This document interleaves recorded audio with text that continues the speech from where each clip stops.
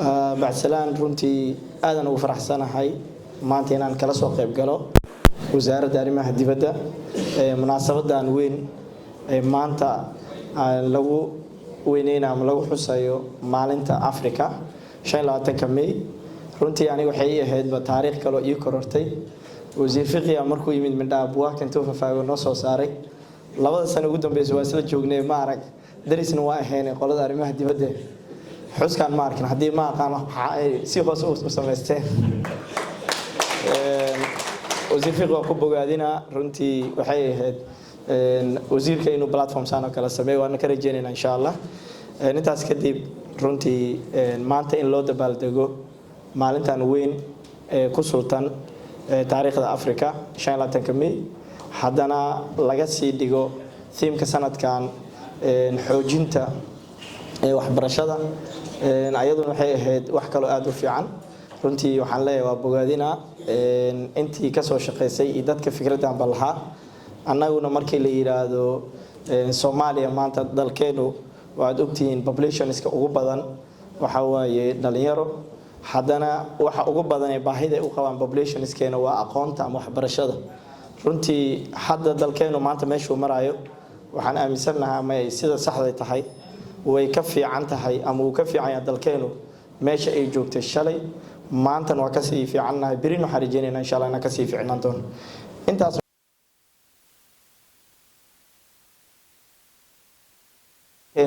uu soo gaaray ama kobaca institutions waxbarashada private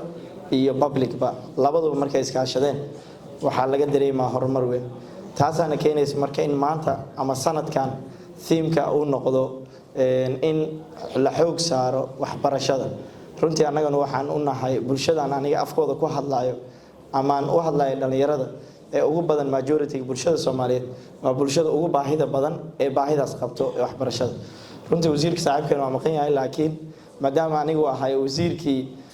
afkiisa ku hadlaama matalayay markii loo fiiriyo sectorka wasaaradda waxbarashada ee ku jirto wasaaradda arrimaha bulshada oo anigu afkiisa uga hadlaayo odayga markii la dhawaaday nimadiisa oo anigana afkiisa uga hadlaayo runtii aadan u bogaadina wasaaradda arrimaha dibadda iyo intii iska kaashatay si gaarna waxaan ugu mahadcelinaa bangiga IBS ayaguna waan u mahadcelinaa runtii inay waxaan ku geeyno wasaaradaha arrimaha bulshada gaar ahaan sportska sidoo ka dhawaajiyay gudoomiye Cabdirasaaq waxay sanadkan ay xaqiijiyeen 5 sano soo socoto inay sponsor u noqdaan liiga dalka ugu sareeya ee National League waa ku bogaadina saasi lamidaan maanta inuu maxay tahay wasaaradda arrimaha dibadda partner nagu leeyahay halkan ayaduna uu promote gareynayo ama uu xoojinayo iskaashiga public iyo private-ka asaguna ku amaana saasi lamid ugu dambeyn waxaan ayaguna bogaadina dhalinyarada kala duwan laga soo bilaabo heer technical howlwadeen agaasimiyaal PS dhamaantood isku duwan oo ku hogaaminaya wasiir Axmed Alfiqiyan ayaguna inay nagu casuwan iyo khubarada wasaaradda ayaguna inay ka soo shaqeeyaan maalintan weyn ee intaanood ummad isugu keenaan ayaguna waa bogaadina mar kale wasiir fiqi waxaan leeyahay wasaaradii uu ka soo tagay iyo nabadoonnimadii haddaan hoos waxa uga kaftamay howlka markaan firo warfiqiyo wili wasaaradda arrimaha gudaha waa soo jiidatay odayaashii ma soo wada teesay marka odayga taas waxay ku tusaysaa nabadoonnimadiisa iyo isku wadkiisa waxaan rajaynaynaa insha Allah howlahan iyo kuwa kale badan oo dalkeenu oo uga baahan yahay advocate in la gaarsiiyo gaar ahaan siyaasadeena gudaha ee hadda Soomaaliya soo roonaatay ama meel fiican marayso waxaan rajaynaynaa insha Allah wanaageeda quruxdeeda xiriiradeeda kala dibadaba wasiir fiqiga bridge-kaas noo qaabilsan maxaa meel wuxuu joogaa aad muhiim u ah dalka ahna bridge-ka isku xiraay waxa gudaha ka socda iyo dibadda haday ahaan lahayd horumar iskaashi iyo dhan waliba dalkeena u baahan yahay mar kale waxaan idin leeyahay wasaaradda isku duwan guuleysta waad mahadsantihiin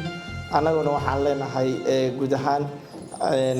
wasaaradaha halkan joogay iyo dhammaan asbaxda ka soo wada qayb gashan waa idinkaga mahadcelinaynaa maalintan boqran ee aad weynayseen waan idinka rajaynaynaa insha Allah munaasabadaha kale waa weyn sidaan oo kale caalamiga ah inaad nala weynayn doontaan waad mahadsantihiin. Assalaamu calaykum waraxmatullaahi wa barakaatuh.